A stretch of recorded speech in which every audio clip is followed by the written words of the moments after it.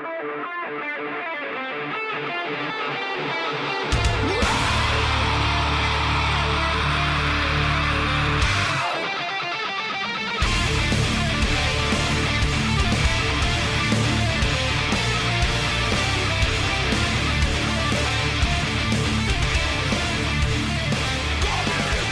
we go. Today is Sunday, September 10th, 2017.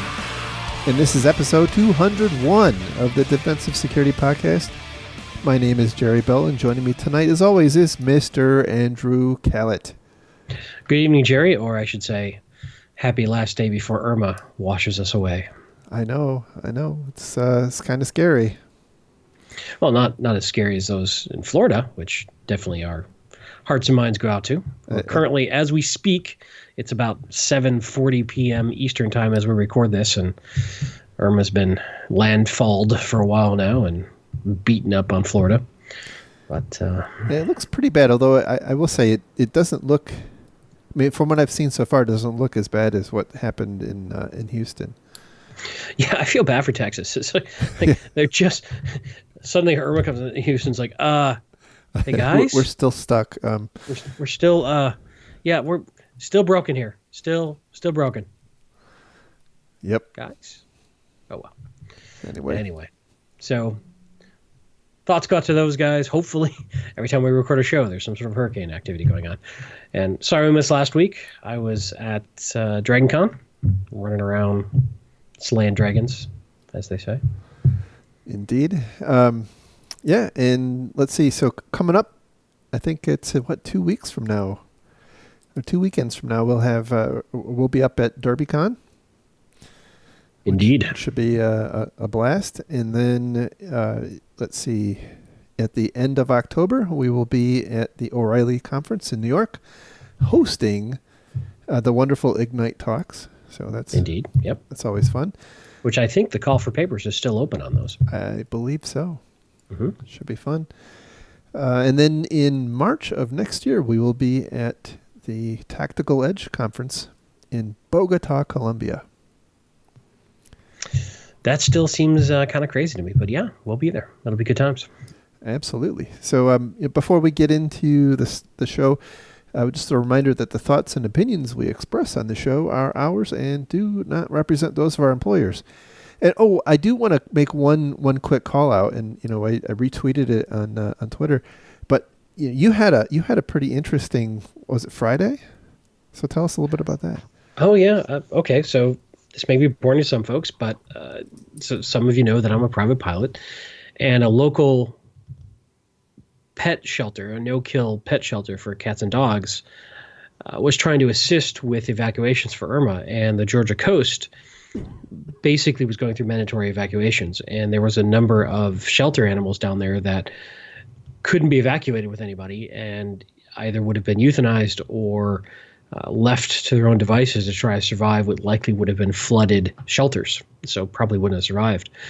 So they put out a call for volunteer pilots to go fly down to the coast, pick up shelter animals, and bring them back to the Atlanta area where they would be safe and put up for adoption up here. So with the support of my employer and boss, I took Friday off work and I flew down to the coast and picked up 7 cats, including 5 kittens and 3 dogs, and flew them back up to Atlanta and handed them off to the shelter here, and they are available for adoptions. And the local shelter here is called Fur Kids.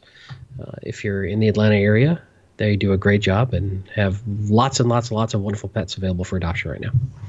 Good deal. So, thanks for doing that, by the way.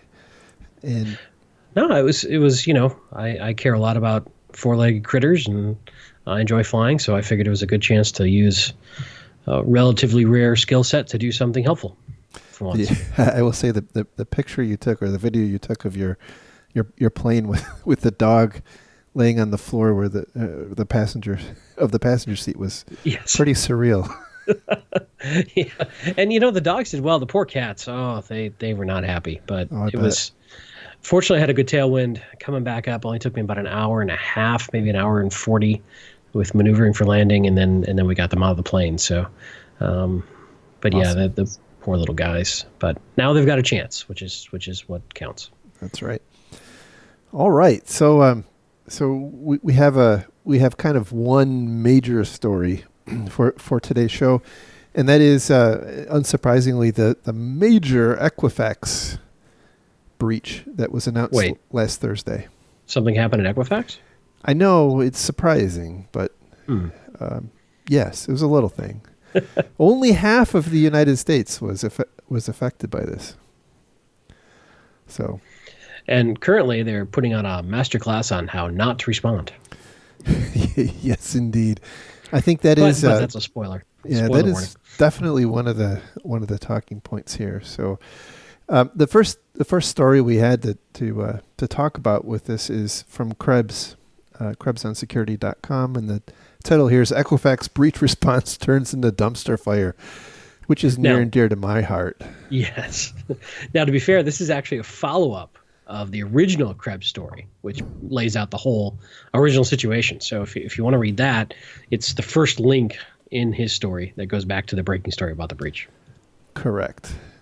So yeah, so I guess the background here is last Thursday, Equifax announced publicly after the close of trading that uh, about 144 million names, social security numbers, birth dates, and quote other information was disclosed as having been stolen during a period of May 2017 to July 2017.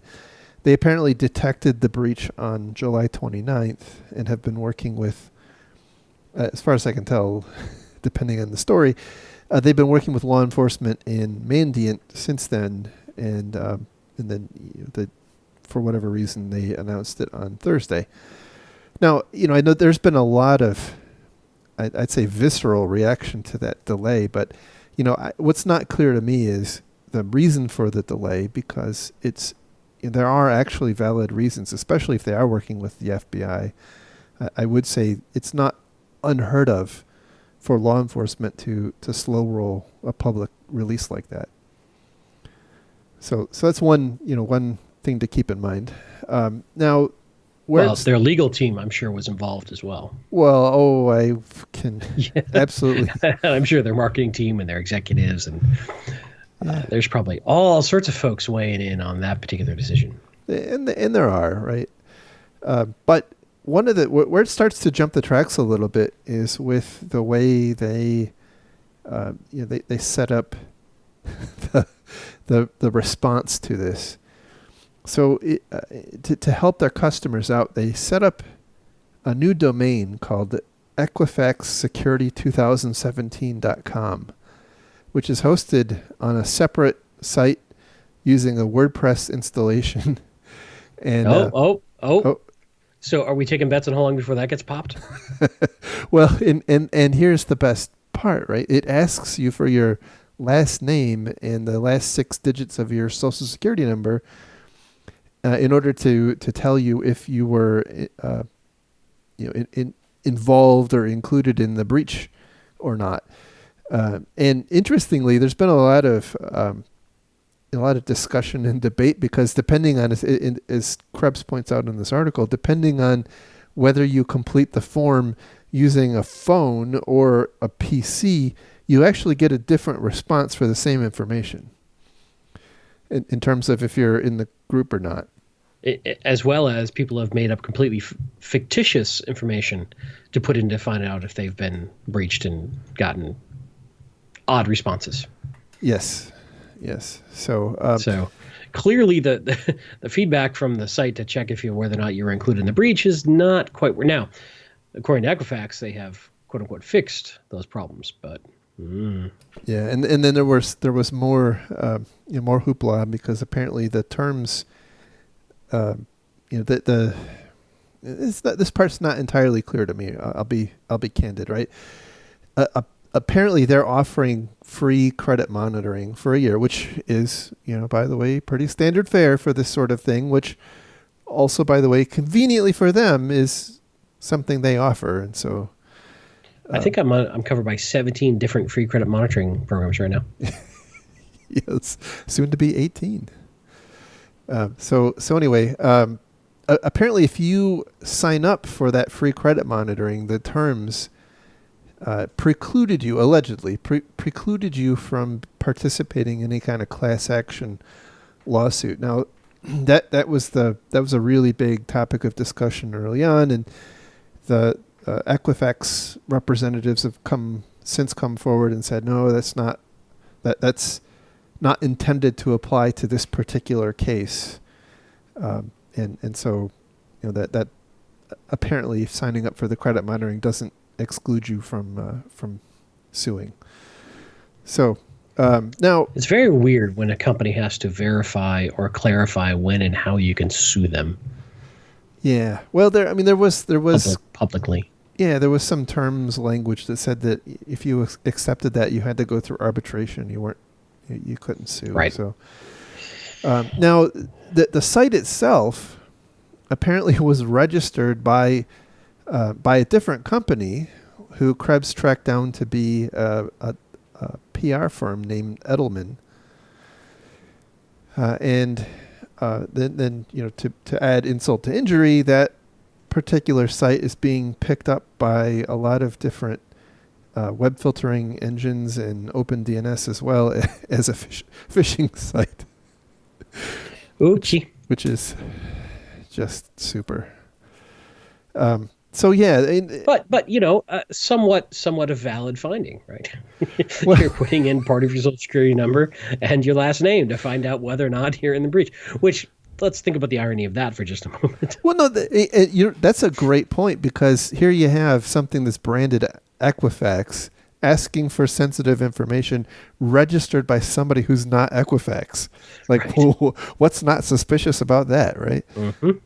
So, by the way, there has been some discussion especially on Twitter amongst some of my friends, about trying to come up with some kind of a standard in situations like this, so that you have people can kind of come to expect a certain response. And so one of the proposals was that companies use like security dot your domain name dot whatever, rather than trying to register some arbitrary domain. And then I guess the other point that's brought up in this article is apparently Mandiant went off and was trying to register domains that they suspected could be used as actual phishing domains, because you can expect, and this I guess is one of the challenges I have with this particular story, is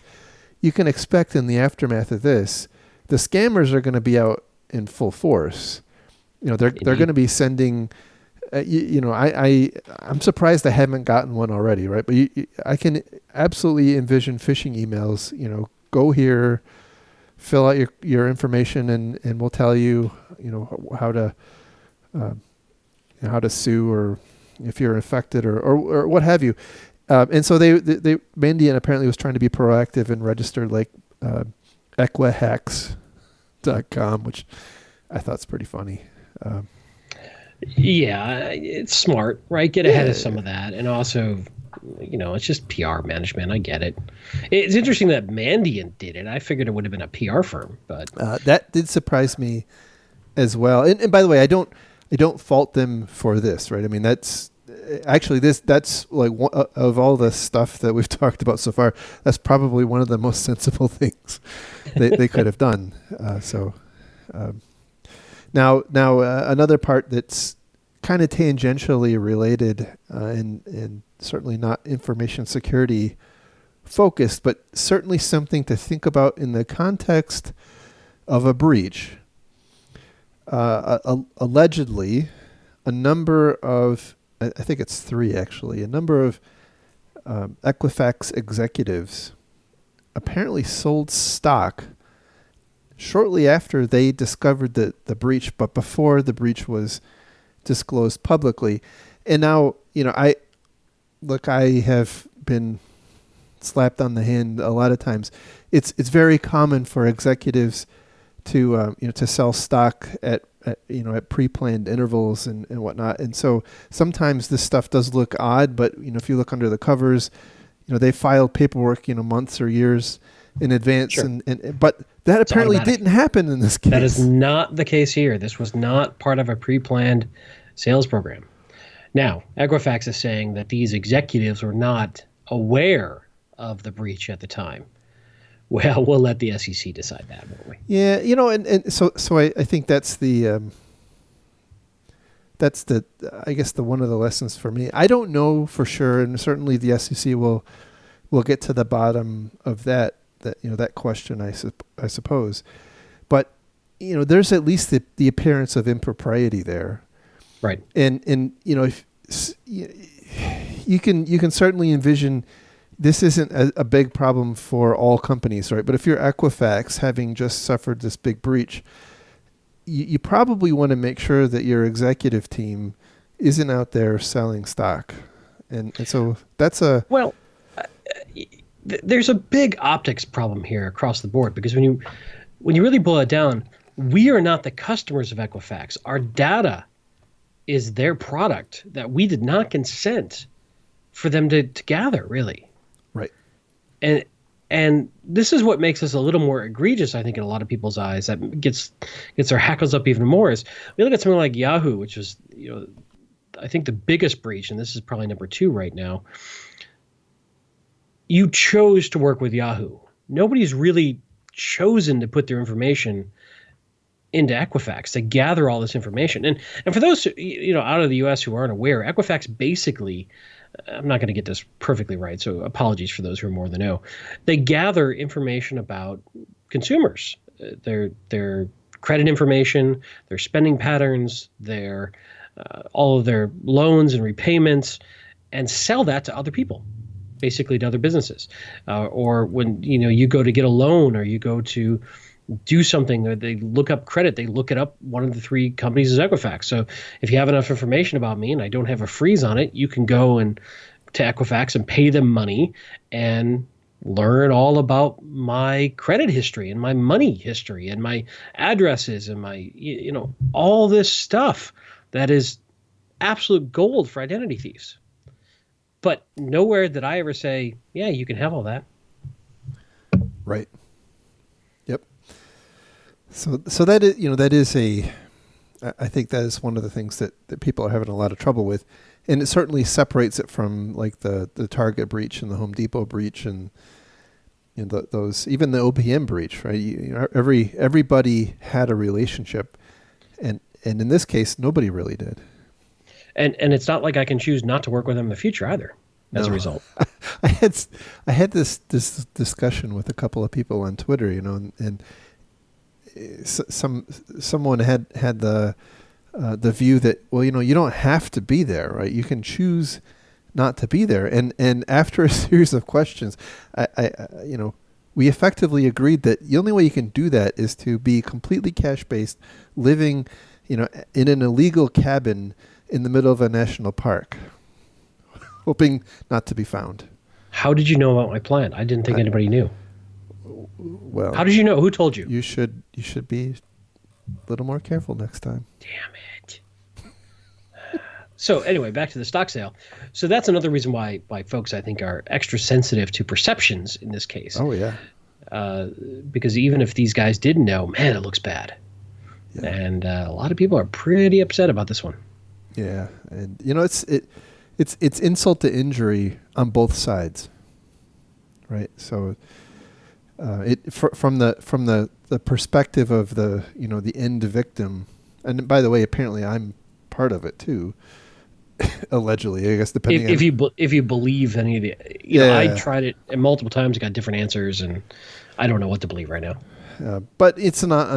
It wouldn't be surprising if I'm there. I mean, it's, as far as I can tell, it's pretty much. You just think you're that important, huh? Well, there's 144 million Americans. It's probably every American who has recent credit activity.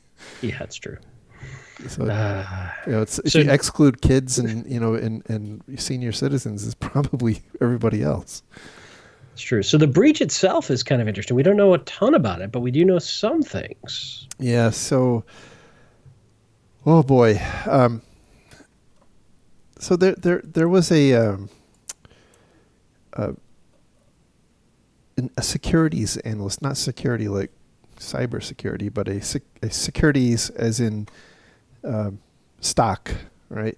Who apparently, I guess, just called up somebody at Equifax and started talking about the breach on Friday, and this this analyst named Jeffrey Mueller with R.W. Baird, apparently asked this unnamed Equifax representative about the breach, and they told him that the breach was the result of a flaw in Apache Struts, which is interesting. Right, because we just had Exactly. On a remote Tuesday.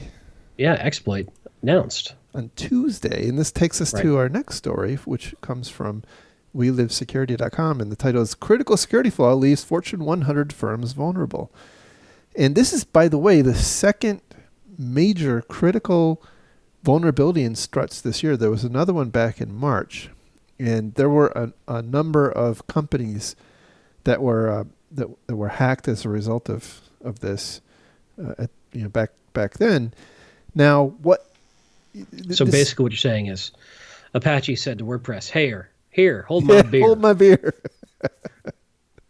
Let me show you how remote code exploit's done, boy. Well, you know what's interesting is that the notwithstanding the story we just talked about with Equifax using WordPress, what's interesting is that when you think about targets to go after, WordPress is great for things like building botnets and collecting passwords and stuff like that. But if you're after the money, Struts is where something like Struts that's going to be used on an enterprise site. But this is relatively rare these days, if you really look at it. Well, sure. The bad guys, for lots of reasons, have moved away from coming to the front door, going directly at application vulnerabilities, and that's why phishing in general has exploded, because it's a lot easier to compromise an endpoint and go psychological against a user and get on there and come in the side door. So if we look at a lot of the major breaches over the last few years, almost all of them have had some sort of phishing or social engineering component.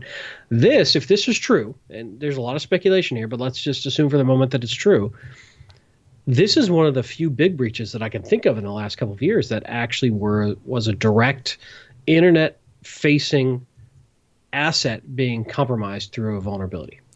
Yeah. Now, having said that, both the vulnerability that was recently patched last week and the one back in March were trivial exploits, and so thinking about it in terms of why do the bad guys go after the end user? Well, they go after the end user because that's the path of least resistance.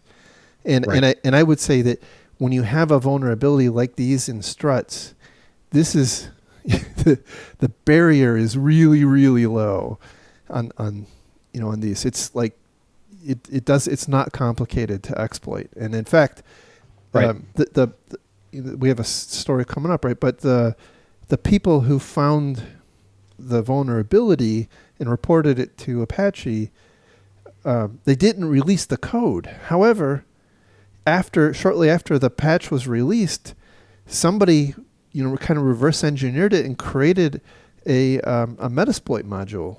Like, I think 2 days later, or within a day. Within a day. Was it within a day? They saw active exploitation. So a couple things on that. First, we don't know for sure that this Struts vulnerability is the one that popped Equifax. Correct. Even if it was Struts, it could have been the one that came out back in the spring. Mm-hmm. We don't know which one. So if there's one that came up back in the spring, that means that they didn't get around to patching. If it was the one that came out this week or last week, then this was truly a 0-day that had no patch available. Correct. Which, by the way, makes it even more rare. Right. And, when we talk about the dwell time, let's see. Let me find it here. It looks like the bad guys are in for 2 months. Let's see. Yeah, something like that. Yeah, I'll find it. This was in the original Krebs article.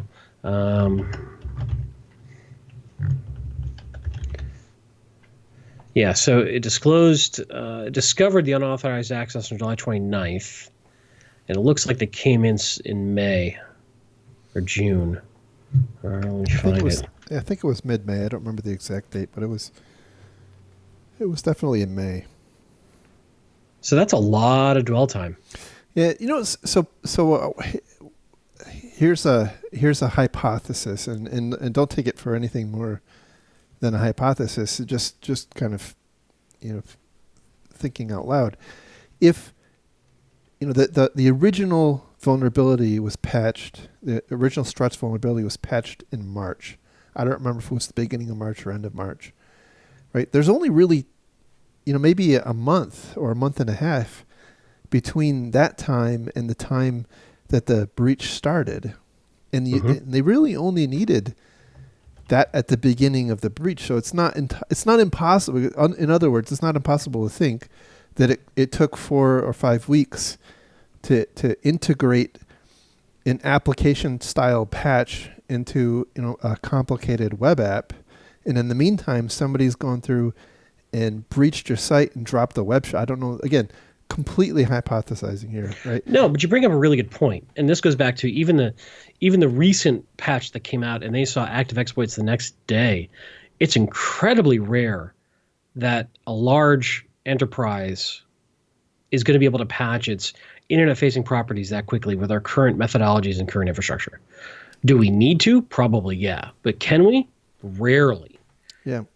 And that's a big gap in the way that we deal with this stuff, especially, and I'm not picking on open source, it just makes it easier. Same thing happens with closed source, it just takes a few more steps. As soon as a patch comes out, bad guys can look at it, figure out what got changed and likely why, and then go start poking at that section in an unpatched version, and it makes them fairly easy for them to figure out what the vulnerability is. Right. So you might as well assume once that patch comes out, it's almost the same as having exploit code released for some of these, depending on the complexity. Right. That's right. This one fits that profile because it's a very trivial remote code exploit using the REST APIs in Struts. Again, if the information about this vulnerability is accurate, we have not had that confirmed. We've got it from this one securities analyst, and we mean by stock securities analyst. We're assuming it's true. Who knows? Yeah, but just for the sake of accuracy, we're not completely sure. Correct, and we may never know exactly what happened or whatnot. So, I find it interesting to use as a topic for discussion. And but kind of back to the thought process I was on.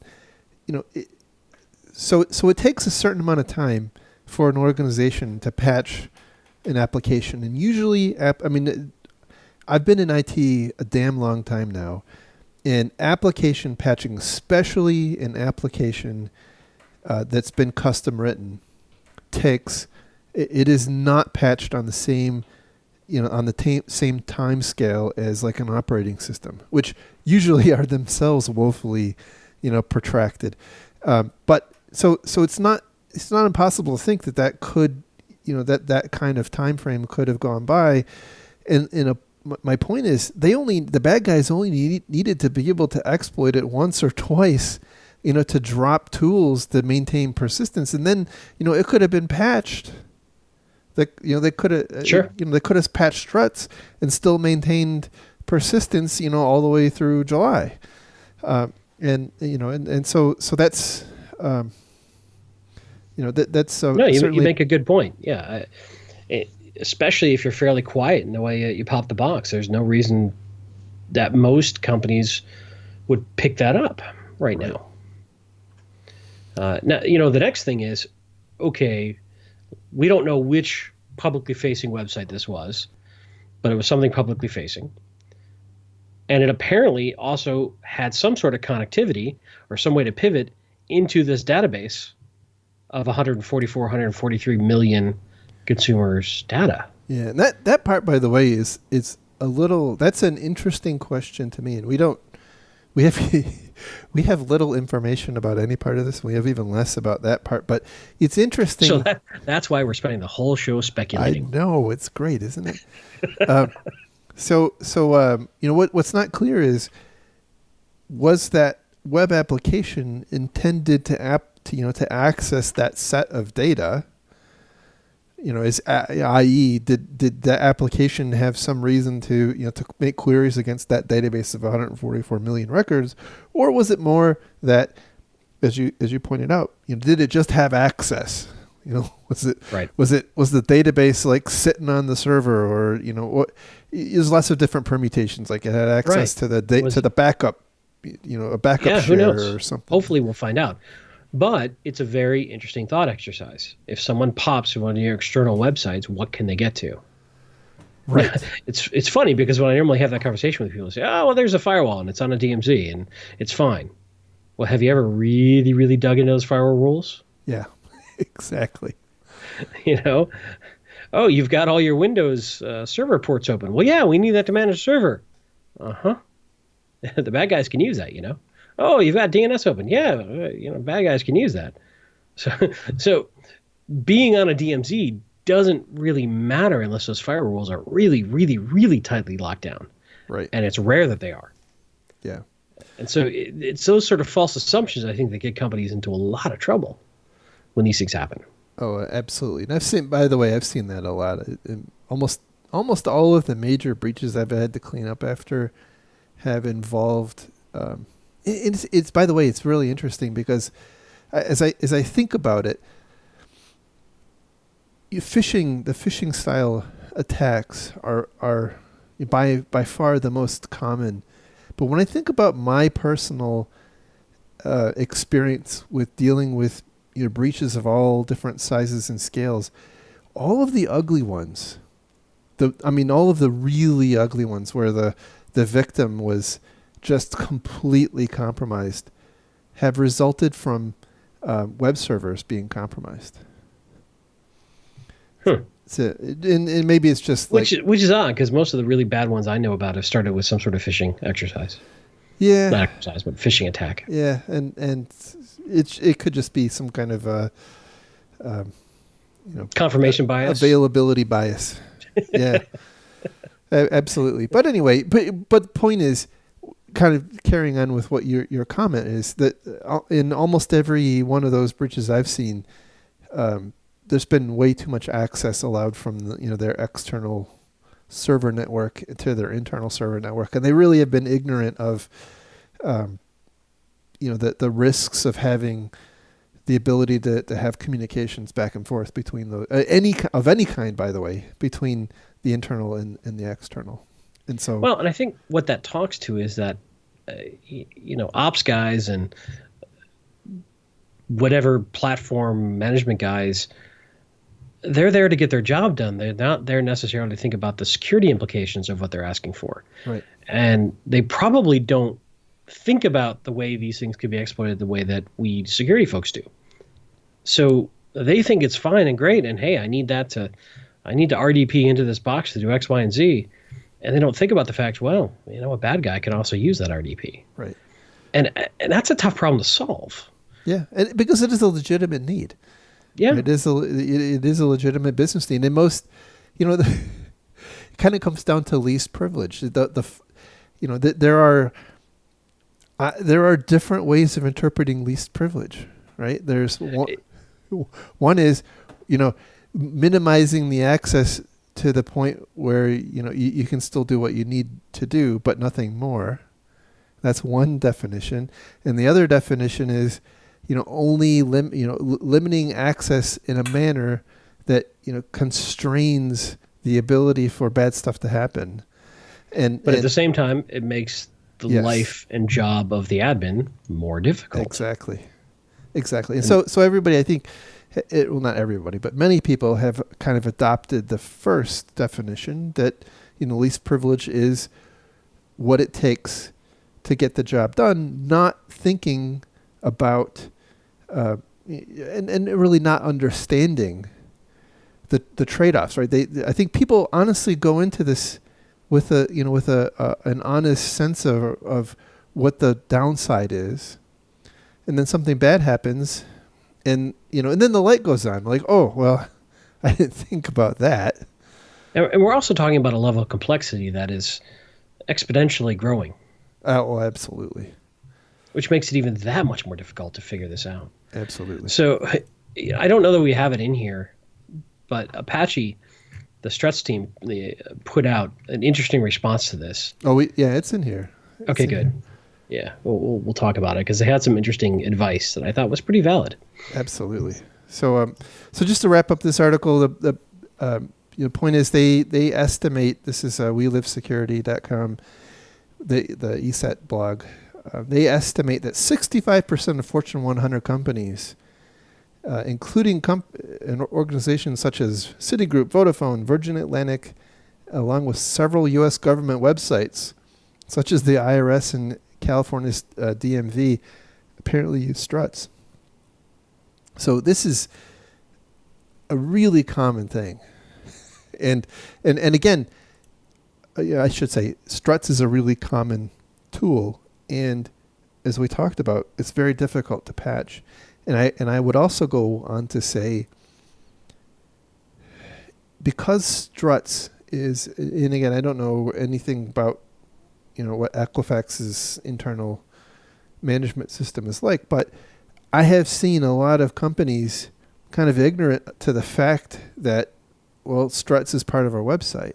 Like, they, to the management of the IT group or to the security group, like, you have the operating system, you got Linux version X, and you got, Apache or WebSphere or Nginx or something, with some particular version, and then you got, custom application code, and you think about it in those kind of components. But there's often these little pieces that you just kind of slip through the radar. They don't make it onto the radar. Yeah, and this comes back to asset management and vulnerability management and so many other things that can come into play there.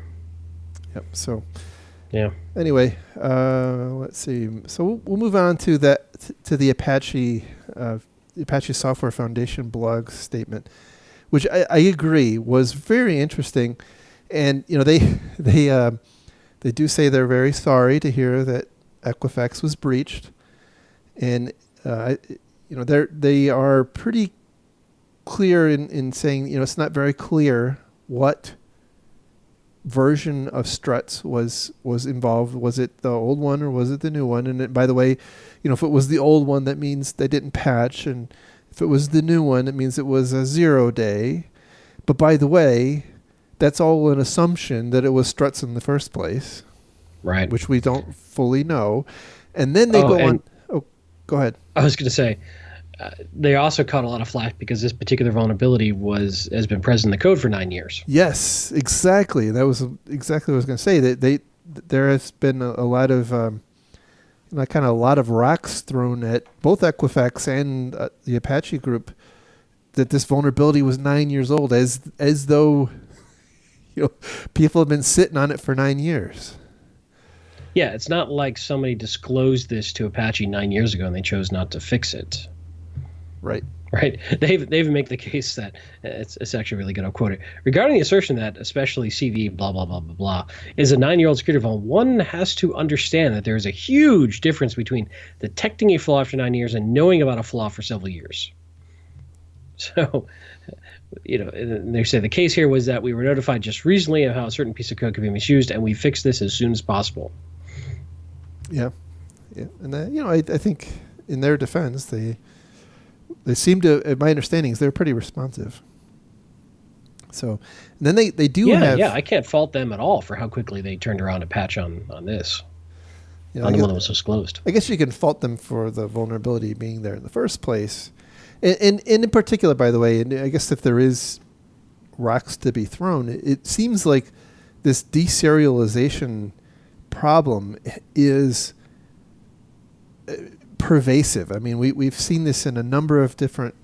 So let's back up and explain what that means and what we mean by deserialization and the flaw.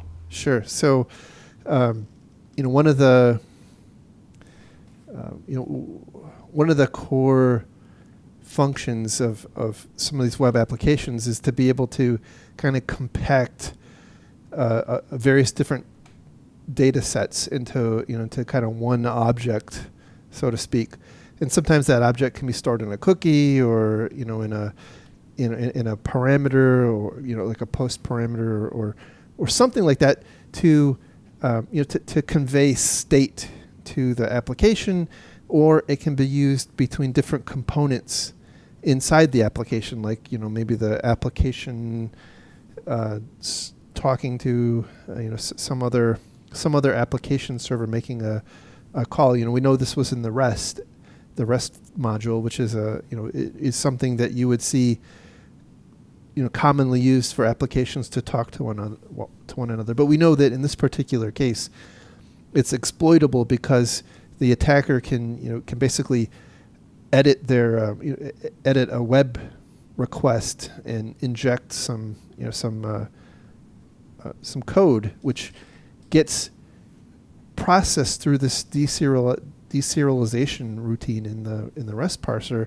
And the issue is that it has a vulnerability that would let the attacker craft that packet of data in such a way that once it got to a particular part, once the deserialization routine got to a particular part, it would actually execute that, and so then it was off to the races. You could do things like download and then execute a web shell, or lots of different things you can envision. It's basically up to your imagination what you can do once you can execute code on a server. So that's that's what that is. Yeah, good explanation. I'll take it. So then they have some recommendations, which I thought you mentioned this too, which are really good.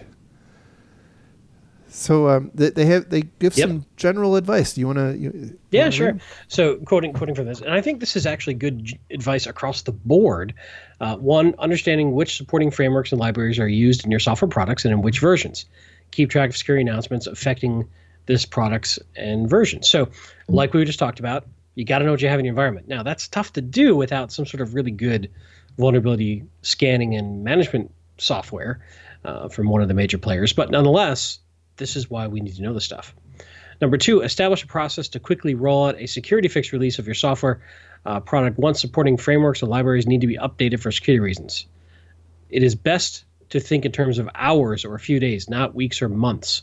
Most breaches we become aware of are caused by failure to update software components that are known to be vulnerable for months or even years. Again, I'm quoting. Now, agreed, but we know that's a problem for many, many organizations right now.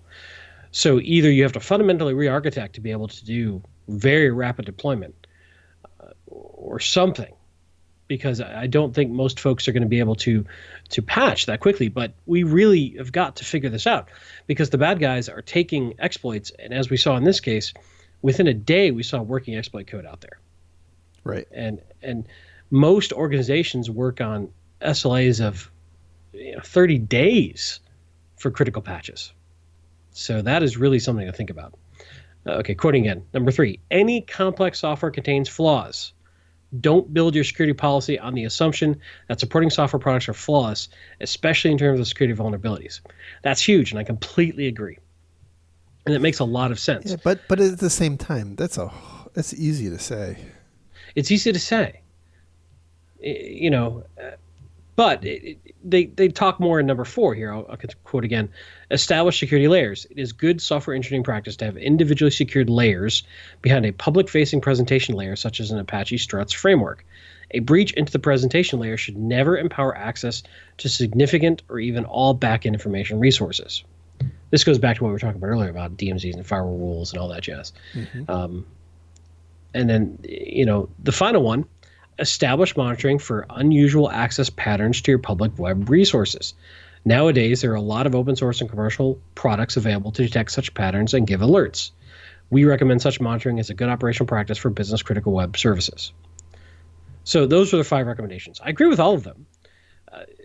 The fifth one Monitoring for anomalies, that's a tough one, but I think if you're pretty mature, you've got a good SOC, and you've got smart guys who can really tune that stuff, you can get value out of it. But it's tough to just turn that on and forget that one. That needs some love and care and feeding, has been my experience, but it can be valuable. And the other thing about that fifth one, monitoring for unusual access and patterns, is what I think also helps you with the other ones. When you haven't patched, there's a 0 day, there's an unknown flaw. Ultimately, we have to get back to probably anomaly detection or some sort of out of bounds weirdness going on to detect something like that. And that's more art than science right now. But I think that's one of your only valid options to have picked up something like this. Yeah, absolutely. I would say that it's not on the list, but I would add number 6. Really challenge the reason that you would store such a large pot of data in a way that is in any form accessible to the internet. It's not really clear to me how this data was being used, but I'm having a really hard time coming up with a good excuse now, or a good reason. Now maybe, like we talked about early on, maybe the deal is that this was a portal where if you were a subscriber, you could log in and look people up. I guess in that context, it would make sense that application would have to have access to all that data, I suppose. Yeah, we just don't know enough. But I agree with you that when you're architecting, designing these things, thinking about these sorts of compromises may give you a chance to architect in some at least more speed bumps to the bad guys to get to this data. Mm-hmm. Now, the reality is, though, most of the time when these things are architected or grow or expand, security is probably not in at the front door helping with the design. Or if they are, their input may not be listened to. And I put this out on Twitter, I think yesterday, about, and I'll just read this real quick. Something to consider regarding this Equifax situation is that I can bet there were good InfoSec people asking for more security, and the business executives or the decision makers chose not to do whatever it is they were suggesting. One thing that I mentioned is the longer I work in this industry, the more I realize it's not that we don't know how to secure things. It's that the impact is too high for the business to agree to do it. In other words, too much culture, customer productivity, CapEx, OpEx costs would come into play if we secured it to a level that we were comfortable with. The majority of what we want to do in InfoSec is shot down due to those impacts. In other words, a good InfoSec guy could have said, we really don't want this web server talking to these databases. And business could have come back and said, just like you're implying, we have customers who need to get to that data, and we need to be easy to work with, or they're going to go work with somebody else. So sorry, we need to take this risk. Yeah, I wonder if there's a signal in the noise problem here too. So it's, in hindsight, it's easy. I again don't have any clue what was going on in Equifax, or if this had come up, and maybe it had come up, and I don't know, right? But it's easy to armchair quarterback and say, well, look, the IT people came forward and said, oh, we need to secure this better, right? But when you actually look at it, well, the IT people came back with 450 different things that would cost $11 billion if we were to do all of them, right? And so I think that's the context that gets missed. It's not unlike the story with Target, where when you look at all the events that hit their SOC, it was pretty clear. You could actually see the attackers doing their stuff, but you could only see it in hindsight because they had so many alerts. No, and you bring up a good point. In hindsight, it looks completely trivial to spot, but in the time, it's a challenge. And I guess my point is that these sorts of risk decisions are rarely made in a vacuum, but we're examining them in a vacuum, right, in hindsight. Yeah. And there's a lot more that comes into these decisions that are at play. So be careful when you assign blame or assume or make assumptions or decide who's at fault, because there could be a lot going into this that we don't know. There's often times when business executives have to sit there and go, you know what, you're right, this is a risk, but we're going to accept that risk to do business. Yeah, I think what a lot of people find onerous about that, or I should say odious about that, is they're taking a risk with other people's data. It's not them Right. that's But that's at been risk. but that's been normalized within a company like Equifax. They probably don't even think of it that way anymore. Well, yeah, I mean, I think it's No, been normalized in many. I mean, I'm making some assumptions, and I'm not trying to throw shade at Equifax. I mean, it's their business, right? Right. The only way for them, I would think, to to remove all risk would be to not be in the business. Right. And I'm sure if you look at it from their standpoint, they provide tremendous value, and that's why they're in business. That's why they make money. right, right, yeah. And by the way, I know there's there's a whole lot of people who disagree with the whole concept of credit and whatnot. But when you read the history of credit, you quickly realize that modern society is heavily based on the fact that you can quickly and easily see the credit worthiness of a person and boil Right. down to a number. And I forget the book that I read that talked about that, but it's an interesting concept. And so in a way, yes, it's a reprehensible is not the right word, but it's not an ideal situation, but at the same time, it is something that our society has grown to to depend on. And until that changes, we're going to have big piles of data sitting with companies who we've not really signed on. And by the way, this makes me wonder again about GDPR. Holy cow! I wonder, like, in the even negating the whole breach thing. By the way, as far as I know, none of this stuff had anything to do with the European Union. I'm just thinking about, like, Right. there's got to be, I would assume there's got to be like an Equifax for Europe, right? I mean, I would think, maybe I'm wrong, but one of the things that the GDPR requires is that you have consent. I mean, you actually have to have, like, actual consent from the data subjects to have their data. Yeah, the entire business model that Equifax works under would not work in that opt-in environment. That's for sure. Yeah. So interesting. One other point I wanted to make was, just kind of wrapping up on my earlier thought too, was we as InfoSec professionals have to learn to deal with this risk acceptance by executives, even if we completely disagree, even if we think they're crazy. That is the job. Right. We cannot force the business to do things. We have to convince, we have to control, we have to prove. But at the end of the day, we don't have unlimited budget, we don't have unlimited impact, and we will always have risk. There's no way to get to zero. Right. So our job is to to then properly prioritize and then properly communicate. Right. Right. As best we can. And we go back to what I've said on other shows, which is, we're communicating risk, but are the executives who are making the risk decisions truly understanding what we're saying? Are we communicating it properly? And that's a whole different topic. Yeah. But I wonder about that. Yeah, absolutely. And so again, we have no this whole show was based on flights of fancy and speculation and whatnot. And we really don't know what happened at Equifax. So Equifax, No. don't sue us. No. But there are always lessons to be learned. Yes. And that's hopefully what we at least got some folks to think about a few things, which is the whole point, we hope, of this show. That's right.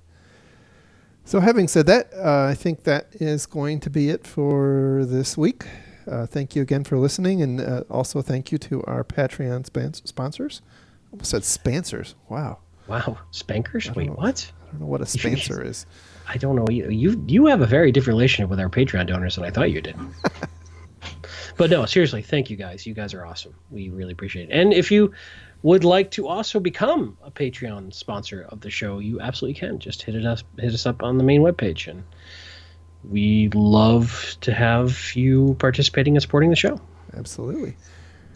And you can find the links to the stories we talked about on our website at www.defensivesecurity.org. You can follow the show on Twitter at DefensiveSec.